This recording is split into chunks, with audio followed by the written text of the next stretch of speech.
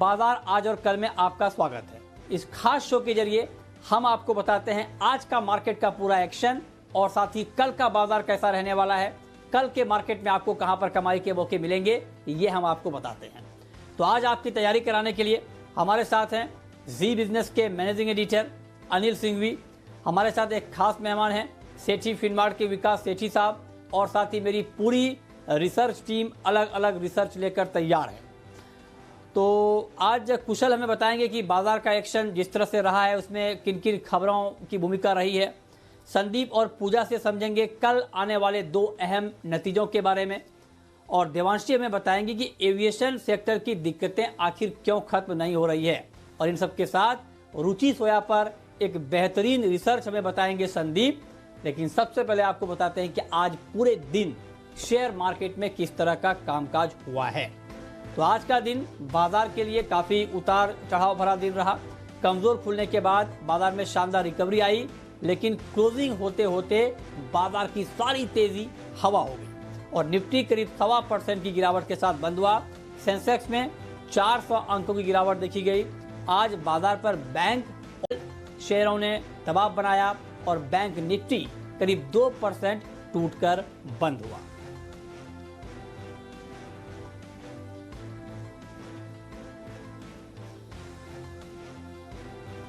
और आगे बढ़ने से आप पहले देख लेते हैं कि आज के मार्केट में विदेशी निवेशकों ने और घरेलू निवेशकों ने कितनी खरीदारी या बिकवाली की है।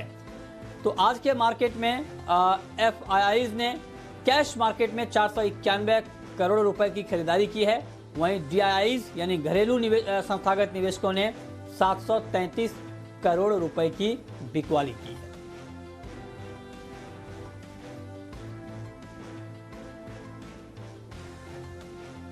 और अब रुक करते हैं आज के बाजार पर एडिटर स्टेक का, और ये बताने के लिए हमारे मैनेजिंग एडिटर अनिल सिंघवी हमारे साथ जुड़े हैं। सर बहुत बहुत स्वागत है आपका शो में। मेरा आपसे सवाल ये होगा कि आज बाजार फिर से मुनाफा वसूली का शिकार हो गया, बैंक शेयर ज्यादा लुढ़के, क्या ये किसी बड़ी कमजोरी के संकेत हैं? ओवरऑल आज के कारोबार पर आपका व्यू आखिर है क्या? कल के अमेरिकी बाजारों की तेजी को देखते हुए भारतीय बाजारों में आज दमदार शुरुआत होना तय था। हालांकि एशियाई बाजारों की मिली जुली सी सुस्ती सी शुरुआत हुई थी। एसजीएक्स निफ्टी भी बहुत दम नहीं दिखा रहा था, लेकिन हम खुले मजबूत, और मजबूत खुलने के बाद फिर से 10,300 के बेहद करीब जाने की कोशिश निफ्टी ने की। बैंक निफ्टी भी 21,500 के पार निकला, और एक्चुअली देखा जाए तो मिड सेशन काफी बढ़िया था। दिन भर बाजार मजबूती के साथ ऊपरी स्तरों पर ट्रेड करता हुआ दिखा, लेकिन जैसे 1:30-2 बजे उसके बाद बाजार में कमजोरी बढ़ना हुई शुरू, और आखिरी 1-1.5 घंटे में तो जमकर बिकवाली हुई। तो डे एंड पर कॉन्फिडेंस हिलता हुआ नजर आया। क्यों?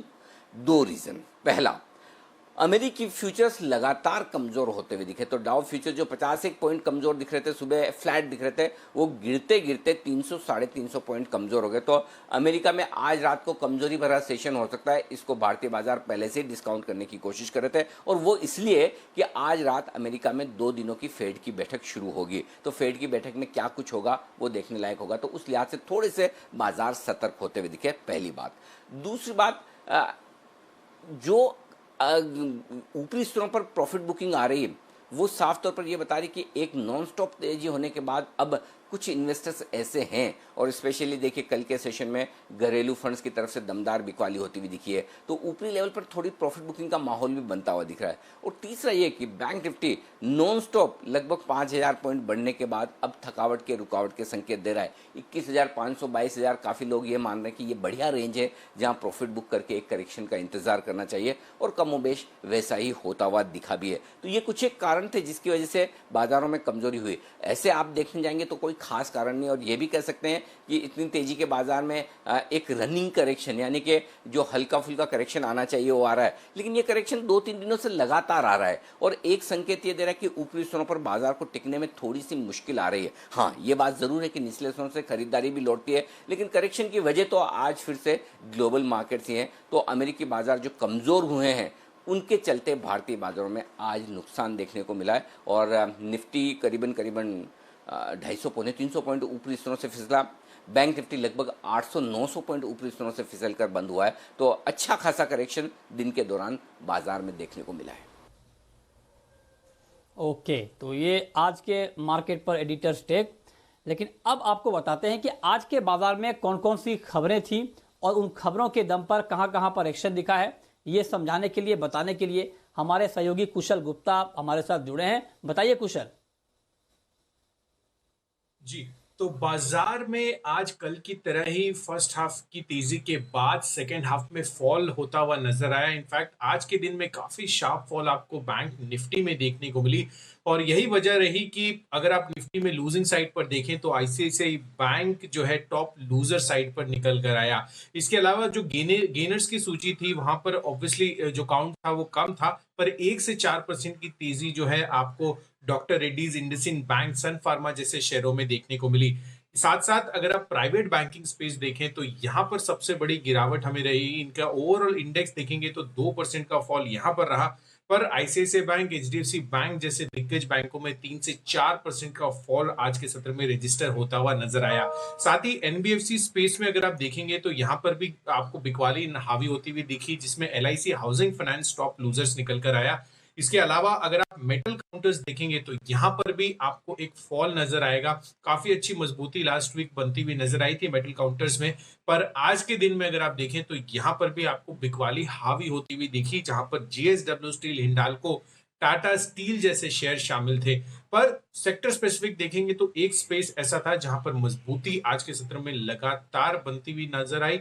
इनफैक्ट जो आखिरी आधे पौने घंटे में जो फॉल भी आया उसमें भी ये स्टॉक्स जो है रेजिलियंस दिखाते हुए नजर आए, जहां पर doctor Reddy's, Aurobindo pharma, Cadila health care ये जैसे शेयर जो हैं काफी अच्छी मजबूती के साथ बंद होने में सफल हुए आज। ओके, तो ये कुशल ने बताया कि आज कहां कहां पर किस तरह का एक्शन दिखा और उसके दम पर मार्केट को कितना सपोर्ट मिला है। लेकिन अब हम रुक करते हैं अपने खास मेहमान का और हमारे साथ हैं सेठी फिनमार्ट के विकास सेठी साहब। विकास जी, बहुत बहुत स्वागत है आपका सर। आज के बाजार को देखते हुए कल के कारोबार में आपके हिसाब से इंट्राडे ट्रेड कहां पर लेना चाहिए? बिल्कुल मृत्युंजय, देखिए हमने पिछले कुछ दिनों में बाजार में एक बेहद ही शानदार तेजी देखी है, जिसके मेरे नजर में दो ही मेजर कारण है। एक तो दुनिया भर में जो जबरदस्त लिक्विडिटी जो सेंट्रल बैंक्स ने पंप करी है उसका एक पूरा योगदान रहा, और दूसरा FOMO factor, meaning fear of missing out, जो एक फैक्टर है जो लोगों के दिलों में था, उसके वजह से हमने एक शानदार तेजी देखी। बट इतनी बड़ी एक नॉन स्टॉप तेजी के बाद थोड़ा बहुत करेक्शन होना बिल्कुल स्वाभाविक है, और मुझे लगता है इस करेक्शन में हम 9,800 तक के निफ्टी के लेवल्स भी देख सकते हैं। बाकी स्टॉक स्पेसिफिक एक्टिविटी रहेगी। कल के लिए मेरा खरीदारी करने की सलाह है बीएचईएल पे भेल। ये स्टॉक फंडामेंटली एक अच्छी कंपनी है, बहुत ही बीटन डाउन लेवल्स पे ट्रेड करता है। आज एक शानदार तेजी इसमें बनी है, और बाजार बंद होने के बाद खबरें भी आई कि तेलंगाना में इन्होंने एक 270 मेगावाट के थर्मल पावर प्लांट का कमीशन किया, और वैसे ही 3 प्लांट और कमीशन करने की बात है कंपनी की। तो इन सबको देखते हुए मुझे लगता है ये स्टॉक इन लेवल्स से एक अच्छी खासी तेजी कल के सत्र में भी बिल्कुल दिखा सकता है। तो कल का मेरा इस स्टॉक में लक्ष्य रहेगा 32.5 रुपए।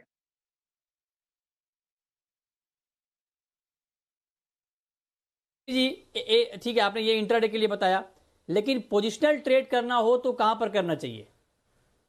अब बिल्कुल पोजिशनल तौर पे अगर खरीदारी करनी है तो मुझे भारतीय इंफ्राटेल इन लेवल्स पे अच्छा लग रहा है। स्टॉक में आज की गिरावट के बाजार में भी एक पॉजिटिव स्टॉक बंद हुआ है, हल्का फुल्का बढ़त के साथ बंद हुआ, बट मुझे लगता है ये स्टॉक भी एक अच्छे लेवल्स पे ट्रेड कर रहा है। और जिस तरह से टेलीकॉम कंपनीज के हाल ही में परफॉर्मेंस रहा है, मुझे लगता है ये जो टेलीकॉम इंफ्रास्ट्रक्चर प्रोवाइड करने वाली जो दिग्गज कंपनी है भारतीय इंफ्राटेल, ये अच्छा करनी चाहिए। और इसकी आने वाले जो गुरुवार को एक बोर्ड मीटिंग है जिसमें ये तय होना है कि इसकी जो इंडस टावर में जो मर्जर की जो बातें हैं, जो इंडस टावर एक जॉइंट वेंचर है भारतीय इंफ्राटेल, वोडाफोन और वोडाफोन आइडिया के बीच में, वहां पे कुछ पॉजिटिव खबरें आनी चाहिए। तो मुझे लगता है इस स्टॉक को पोजिशनल तौर पे बिल्कुल इन लेवल्स पे खरीदना चाहिए।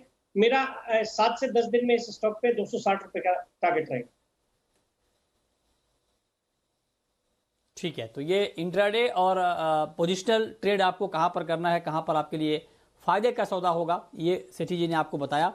सेठी जी से आगे हम समझेंगे कि लंबे समय के लिए निवेश कहां पर करना चाहिए। लेकिन अब हम बात करते हैं कल आने वाले 2 महत्वपूर्ण नतीजों की। एक तो कल एमजीएल यानी महानगर गैस के नतीजे आएंगे, और दूसरा श्रीराम ट्रांसपोर्ट। तो आप डिटेल में दोनों नतीजों के बारे में बात करते हैं कि क्या अनुमान है। तो पहले महानगर गैस की बात करते हैं, क्या अनुमान है नतीजों को लेकर, ये बताने के लिए हमारे सहयोगी संदीप ग्रोवर हमारे साथ जुड़े हैं। संदीप, बताइए। देखिए एमजीएल के नंबर्स की जहां तक बात है, नंबर्स मिले जुले रहेंगे। क्वार्टर क्वार्टर हमारा अनुमान है कि आय 7% से ज़्यादा गिरेगी, क्योंकि वॉल्यूम जो है वो 5% से ज़्यादा ड्रॉप होंगे ये लॉकडाउन की वजह से। इंडस्ट्रियल के मुकाबले सीएनजी वॉल्यूम्स यहाँ पे इंपैक्ट ज़्यादा देखने को मिल सकता है, लेकिन उसके बावजूद कामकाजी फ्रंट पे देखिए महज 1.5% के आसपास की बढ़त आपको नजर आएगी और मार्जिन तो इंप्रूव होते हुए दिखेंगे। 35% वाले मार्जिन बढ़कर करीब करीब 37% के आसपास इस बार आएंगे, क्योंकि एक तो स्पॉट एलएनजी और दूसरा पीएमटी से जो इनकी गैस आती है इनपुट के तौर पर, उसकी कीमतें घटी हैं, लेकिन उसके बावजूद इन्होंने उसे पास ऑन नहीं किया, अपनी कीमतों में कमी नहीं करी है। तो इनके जो मार्जिन्स हैं वो इस बार बढ़कर आते हुए दिखेंगे, भले ही वॉल्यूम जरूर थोड़े से कम होते हुए दिखेंगे। यही कारण है कि आप देखिए जितनी आय गिर रही है उससे कम आपको मुनाफे में ड्रॉप दिखेगा। 6% मुनाफा गिरकर 250 करोड़ रुपए के आसपास इस बार देखने को मिल सकता है। दो चीजें हैं इंपॉर्टेंट देखना, एक तो रुपए की कमजोरी की वजह से मार्जिन्स के ऊपर जो लगाम है ग्रोथ पे वो कितनी देखने को मिलती है, और दूसरी बात लॉकडाउन के बाद अब इनके जो वॉल्यूम्स हैं उसमें किस तरह से इंप्रूवमेंट देखने को मिल रहा है, ये मैनेजमेंट की कमेंट्री में सुनना बहुत अहम होगा। ओके, तो ये अनुमान है महानगर गैस के नतीजों का। लेकिन कल श्रीराम ट्रांसपोर्ट फाइनेंस के भी नतीजे आएंगे और इसको लेकर क्या अनुमान है ये बताने के लिए पूजा जुड़ी हुई है हमारे साथ। बताइए पूजा। जी, श्रीराम ट्रांसपोर्ट फाइनेंस के नतीजों में इस बार धीमी ग्रोथ देखने को मिलेगी। जो ब्याज से आया है उसमें मामूली 8% की ग्रोथ का अनुमान है और मुनाफे में 5% की ग्रोथ देखने को मिल सकती है। इस बार लॉकडाउन का इम्पैक्ट हमने देखा, जो ट्रांसपोर्ट और व्हीकल फाइनेंस कारोबार थे वहां काफी ज्यादा दिखा और उसी का असर कंपनी के परफॉर्मेंस पे पड़ेगा, क्योंकि इनका कोर कारोबार इसी स्पेस से जुड़ा है। तो एसेट क्वालिटी भी इनकी कमजोर रह सकती है, क्योंकि इनको ग्राहकों से ईएमआई कलेक्ट करने में भी काफी ज्यादा दिक्कतें इस बार कंपनी को फेस करनी पड़ी। तो इनके एनपीएस भी बढ़े रहेंगे और प्रोविजनिंग भी कंपनी को काफी ज्यादा करनी पड़ सकती है, जिसका कि असर मुनाफे में देखने का अनुमान है। तो कमजोर नंबर्स रहेंगे श्रीराम ट्रांसपोर्ट फाइनेंस के। ओके, अब सेठी जी मैं आपसे जानना चाहता हूं कि जो अनुमान अभी हमने बताए हैं महानगर गैस के नतीजे को लेकर और श्रीराम ट्रांसपोर्ट फाइनेंस के नतीजे को लेकर, अनुमान को देखने के बाद आपका नजरिया इन दोनों कंपनियों के ऊपर क्या बन रहा है? नहीं, बिल्कुल मृत्युंजय, जहां तक महानगर गैस का सवाल है, एक बहुत ही शानदार कंपनी है और ये जो सिटी गैस डिस्ट्रीब्यूशन के कारोबार में है, काफी एक ट्रिमेंडस पोटेंशियल वाला सेक्टर है और मैं इस सेक्टर पे बुलिश हूँ। मुझे वैल्यूएशन के लिहाज से भी ये स्टॉक पसंद आता है। अगर आप कंपेयर करें आईजीएल से महानगर गैस लिमिटेड को, तो मुझे लगता है ये काफी सस्ते वैल्यूएशन पे ट्रेड करता है। कल नतीजे आने वाले हैं, मुझे लगता है इस स्टॉक को अगर कोई गिरावट आती है तो डेफिनेटली खरीदना चाहिए। मेरा इसमें लंबी अवधि के लिए खरीदारी करने का सुझाव है और मुझे लगता है साल भर में इस स्टॉक पे हम 1250-1300 तक के लेवल्स बिल्कुल देख सकते हैं। और जहां तक श्रीराम ट्रांसपोर्ट फाइनेंस का सवाल है, देखिए एनबीएफसीज में आज जो करेक्शन बाजार में शुरू हुआ है, मुझे लगता है ये अभी आगे और बढ़ना चाहिए और उसमें एनबीएफसीज और बैंक्स जो कि पिछले कुछ दिनों से अच्छी तेजी में चल रहे थे, हालांकि श्रीराम ट्रांसपोर्ट फाइनेंस ने बहुत ज्यादा पार्टिसिपेट नहीं कर रहा है, बट मुझे लगता है ये जो सेक्टर है ये काफी दबाव में रह सकता है। तो उस लिहाज से मुझे लगता है इस स्टॉक में भी यहाँ से और गिरावट हो सकती है। बट अगर किसी का मीडियम से लंबी अवधि का नजरिया है तो ये स्टॉक भी वैसे अच्छा है। मुझे लगता है अगर आपका साल भर का नजरिया है तो इस स्टॉक को भी इन लेवल्स पे होल्ड किया जा सकता है या गिरावट में खरीदारी की जा सकती है। ओके, ठीक है, तो ये राय इन दोनों कंपनियों पर सेठी जी की। आगे बढ़ते हैं। एविएशन सेक्टर की मुश्किलें कम होती हुई नहीं दिख रही हैं और मूडीज ने अपनी रिपोर्ट में आगे इस सेक्टर के लिए और मुश्किलें बढ़ने की आशंका जताई है। आखिर क्या है इस रिपोर्ट में और कितनी मुश्किलें बढ़ सकती हैं, ये बताने के लिए देवांशी अब हमारे साथ जुड़ी हैं। बताइए देवांशी। मूडीज की तरफ से आज ग्लोबल एविएशन कंपनीज पर एक इंटरेस्टिंग रिपोर्ट आई है। इनके मुताबिक ग्लोबल एविएशन सेक्टर में पूरी तरह से रिकवरी होने में और ज्यादा समय लग सकता है। इनका माने तो 2030 से पहले इस सेक्टर में पूरी तरह से रिकवरी आने की आशंका बहुत ही कम दिख रही है। अब इसके पीछे इनको दो बड़ी वजह लग रही है। सबसे पहली वजह यही है कि जो मांग है उसमें काफी कमी आती हुई दिखेगी। ग्लोबल स्तर पर अगर आप देखें 2021 में मांग में काफी कमी रह सकती है, क्योंकि हवाई यात्रा जो है इसमें काफी ज्यादा धीमापन दिखेगा और लॉकडाउन धीरे धीरे खुलते हुए दिख सकता है। कंपनी पॉलिसीज की बात करें तो इस बार कॉर्पोरेट्स की जो ट्रैवल पॉलिसीज हैं उसमें काफी बदलाव होने की आशंका है। ट्रैवल प्लान थोड़े से कम होते हुए दिखेंगे। लीजर ट्रैवलिंग जो है इसमें भी काफी ज्यादा कमी आती हुई दिखेगी। और इसी के चलते आप देखिए ग्लोबल एविएशन की अगर डिमांड की बात करें तो काफी ज्यादा कमी आने की आशंका बनती हुई दिख रही है। इकोनॉमी की हालत देखते हुए भी आप देखिए ज्यादा खर्च लोग नहीं करेंगे और इसी के चलते हम देखेंगे डिमांड काफी कम रह सकती है और सप्लाई थोड़ी सी ज्यादा रहेगी। इसके अलावा अगर कर्ज की बात करें, दूसरी बड़ी वजह है जिसके चलते इनको लगता है कि पूरी तरह से रिकवरी नहीं होगी, क्योंकि फिलहाल आप देखिए जितनी भी एविएशन कंपनीज हैं इनको जो लिक्विडिटी है इसकी थोड़ी सी ज्यादा चिंता बनती हुई दिख रही है। और इसके अलावा काफी ऐसी कंपनीज हैं जिन पर कर्ज को लेकर भी चिंता बनती हुई दिख रही है। अगर आप देखें तो 2023 तक कई ऐसी कंपनीज होंगी जिनको कैश की जरूरत पड़ेगी। आने वाले 1 से 2 साल में करीब इनका जो कर्ज है 20 से 30% तक बढ़ता हुआ दिख सकता है, क्योंकि इनको कैश की जरूरत पड़ सकती है। और ऐसे में आप देखिए 25 मई से लेके अब तक मूडीज ने करीब 13 ऐसी एविएशन कंपनीज हैं जिनको डाउनग्रेड कर दिया है इसी के चलते। और अगर भारतीय बाजार की बात करें तो आज भी हमने देखा कि यहाँ पे इम्पैक्ट आता हुआ दिखा है। इंडिगो, स्पाइस जेट जैसे कंपनीज है जहाँ पे ऊपरी लेवल से या जो उनके 52 वीक हाई हैं वहां से हमने काफी ज्यादा गिरावट देखी। इंडिगो में करीब 32% तक की गिरावट थी और स्पाइस जेट में करीब 64% तक की गिरावट हमने देखी है। तो कुल मिला के और ज्यादा समय लग सकता है इनकी पूरी तरह से रिकवरी होने में।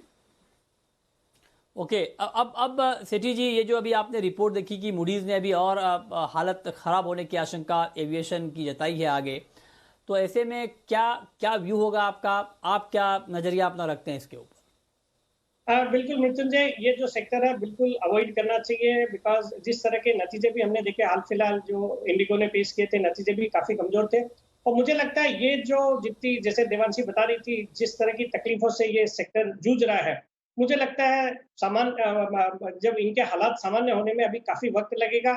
लॉकडाउन खुलने के बाद भी एयरलाइंस अगर चालू भी जैसे हो गई है तो भी लोग अननेसेसरी ट्रेवल से दूर ही रह रहे हैं। अनलेस एब्सोल्युटली नेसेसरी या कोई इमरजेंसी नहीं हो रही है तब तक ट्रैवलिंग के कोई के प्लान्स नहीं है। तो इन सबको देखते हुए इनके परफॉर्मेंस में सुधार आने में अभी समय लगेगा। और मुझे लगता है देखिए नीचे के लेवल्स इंडिगो के देखेंगे तो 770 के लेवल से ये आज 1100 के लेवल्स तक आ गया है। तो मुझे लगता है गिरावट अभी बिल्कुल वापस से हो सकती है इन स्टॉक्स में। तो मेरी सलाह रहेगी कि इस सेक्टर को अभी भी अवॉइड करना चाहिए और अगर एक अच्छी खासी गिरावट आती है और इसके बाद ये अपने जो रिसेंट ग्लोज है उसके आसपास अवेलेबल होते हैं तब इंडिगो को बिल्कुल कंसीडर कर सकते हैं। और अब वक्त है ये जानने का कि कल के बाजार के लिए आपकी स्ट्रैटेजी क्या होनी चाहिए, और ये बताने के लिए हमारे मैनेजिंग एडिटर अनिल सिंघवी हमारे साथ बने हुए हैं। अनिल जी, ग्लोबल संकेत कमजोर दिख रहे हैं, ऐसे में कल के बाजार के लिए आपकी स्ट्रैटेजी क्या है? अब कल वैसे तो संकेत हम अमेरिकी बाजारों में आज का सेशन किस तरह का रहता है उसी से लेंगे और कमजोर सेशन की आशंका तो है ही, लेकिन उसके बाद डाउ फ्यूचर सुबह कैसा ट्रेड करेंगे वो इंपॉर्टेंट सिग्नल होगा। लेकिन भारतीय बाजारों का जहां तक सवाल है 9,950 10,000 ये अहम सपोर्ट लेवल है जिसके करीब बाजार पहुंच रहा है। उससे हम 50 पॉइंट ऊपर बंद हुए हैं 10,000 से, तो अहम सपोर्ट के नजदीक है, ज्यादा दूर नहीं। यानी कि 1% निफ्टी और करेक्ट होता है तो सपोर्ट के आसपास आ ही जाएगा, पॉइंट नंबर 1। दूसरा जो इंपॉर्टेंट चीज है बैंक निफ्टी पर 20,300 से 20,500 बैंक निफ्टी पर भी मजबूत सपोर्ट जोन है। रुकना है बैंक को तो यही लेवल सही है, निफ्टी को रुकना है तो 9,950 10,000 ये लेवल सही है। तो इन लेवल से सपोर्ट लेकर एक बार बाजार ऊपर तो आना चाहिए, क्योंकि 10,328 का हाई बनाकर अगर आप 300 350 पॉइंट का एक करेक्शन देख लेते हैं तो थोड़ा ऊपर आ सकते हैं। लेकिन पॉइंट ये है कि अब ऊपरी स्तरों पर बिकवाली भी आती दिखेगी, तो 10,150 10,200 ऊपरी स्तरों पर प्रॉफिट बुकिंग करने के लिए एक अच्छा लेवल हो सकता है। वहां पर थोड़ी मुनाफा वसूली आएगी और 10,300 मिल जाए तो कहने ही क्या। बैंक निफ्टी का जहां तक सवाल है अब 21,000 के आसपास भी प्रॉफिट बुकिंग आ सकती है। 21,000 21,200 वो मिल जाए तो बहुत बढ़िया, लेकिन 21,500 21,800 ड्रीम लेवल है, वहां तक पहुंचेंगे पता नहीं, लेकिन वो लेवल मिल जाए तो कहने ही क्या। तो कुल मिलाकर ये है कि अब आपको ऊपरी स्तरों पर थोड़ी प्रॉफिट बुकिंग भी आती दिखेगी। एक अहम सपोर्ट के नजदीक बाजार है, खराब रहे ग्लोबल मार्केट्स तो वहां पर हम सपोर्ट लेकर एक रिकवरी की कोशिश करेंगे, लेकिन उस रिकवरी में आपको अपनी तेजी की पोजीशन थोड़ी सी हल्की करनी है, क्योंकि परसों एक्सपायरी भी रहेगी। तो अगले 2 सेशन थोड़े भारी उतार चढ़ाव वाले हो सकते हैं। वैसे भी इंट्राडे में आपको कल और आज दोनों ही दिन अच्छा खासा उतार चढ़ाव दिखा है, वोलेटिलिटी बढ़ रही है। तो इन लेवल के आसपास दोनों तरह के लोग हैं, एक वो जो अच्छी खासी खरीदारी निचले स्तरों पर करके बैठे हैं, उनके लिए बढ़िया प्रॉफिट बन रहा है, वो प्रॉफिट बुक करना चाहते हैं। दूसरी तरफ के वो लोग हैं जो मिस कर गए बस को और ट्रेंड उन्हें तेजी का दिख रहा है, तो अब उन्हें लग रहा है कि हम तो छूट गए, हमें खरीदना है, तो वो खरीदने की जल्दबाजी कर रहे हैं। तो दोनों ही तरह के इन्वेस्टर्स जो हैं, ट्रेडर्स जो हैं, वो कश्मकश में है और एक दूसरे की ताकत आजमाइश कर रहे हैं, और यही वजह कि बाजार थोड़े वॉलेटाइल होते हुए दिख रहे हैं, और ये वॉलेटिलिटी कल और परसों 2 ट्रेडिंग सेशन और बढ़ सकती है। ओके, बहुत बहुत शुक्रिया सर आपका कल के लिए ये रणनीति बताने के लिए। लेकिन अब विकास जी, मैं आपसे जानना चाहता हूं कि लॉन्ग टर्म में निवेश के लिए अभी के मार्केट में क्या है, कहां पर निवेश करना चाहिए? बिल्कुल मृत्युंजय, लॉन्ग टर्म के लिए मैं आज जो स्टॉक रिकमेंड करने जा रहा हूँ बहुत ही शानदार कंपनी है। कंपनी का नाम है EID Parry। ये शुगर सेक्टर की एक फंडामेंटली बहुत ही अच्छी कंपनी है। बैलेंस शीट की क्वालिटी बहुत ही अच्छी है, और जिस तरह से आप अभी थोड़ी देर पहले खबरें भी दिखा रहे थे कि सरकार ने भी आज शुगर सेक्टर को राहत देने के लिए कुछ 1110 करोड़ के पैकेज का ऐलान किया है, जो कि काफी पॉजिटिव रहेगा इस स्टॉक के लिए। और बाकी इस स्टॉक एक बहुत ही डीपली अंडरवैल्यूड स्टॉक है, बिकॉज ये कंपनी अपनी एक ग्रुप कंपनी कोरोमंडल इंटरनेशनल में करीबन 60% हिस्सेदारी रखती है, जिसकी मार्केट वैल्यू आज की डेट में 11,000 करोड़ रुपए है, जबकि इस कंपनी की खुद की मार्केट कैप आज सिर्फ 3700 करोड़ है।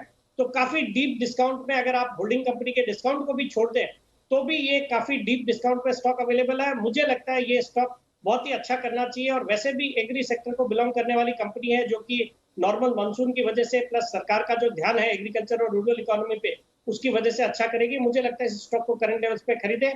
एक साल के अंदर मेरा इस पे लक्ष्य रहेगा 325 रुपए। ओके, तो ये लॉन्ग टर्म के लिए निवेश आप कहां पर कर सकते हैं, ये आपको सेठी जी ने बताया।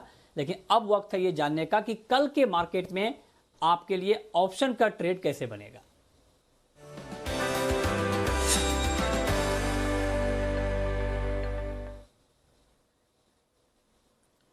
और ऑप्शन की स्ट्रेटजी बताने के लिए हमारे साथ हैं चॉइस ब्रोकिंग के सुमित बगड़िया। सुमित जी, बहुत स्वागत है आपका।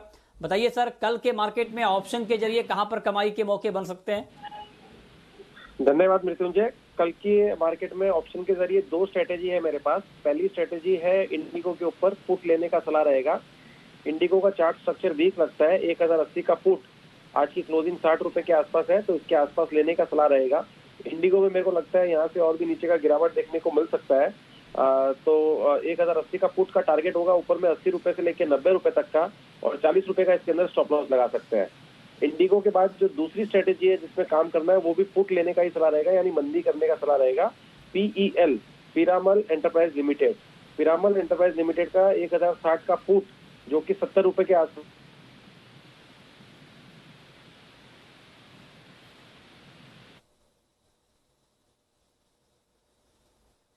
ओके ओके, चलिए बहुत शुक्रिया सुमित जी आपका, विकास सेठी जी आपका, और साथ ही मेरी पूरी रिसर्च टीम का ये बताने के लिए कि आज का बाजार कैसा रहा, क्यों रहा, और कल के मार्केट में कहां पर कमाई के मौके बन सकते हैं। तो फिलहाल इस बुलेटिन में इतना ही।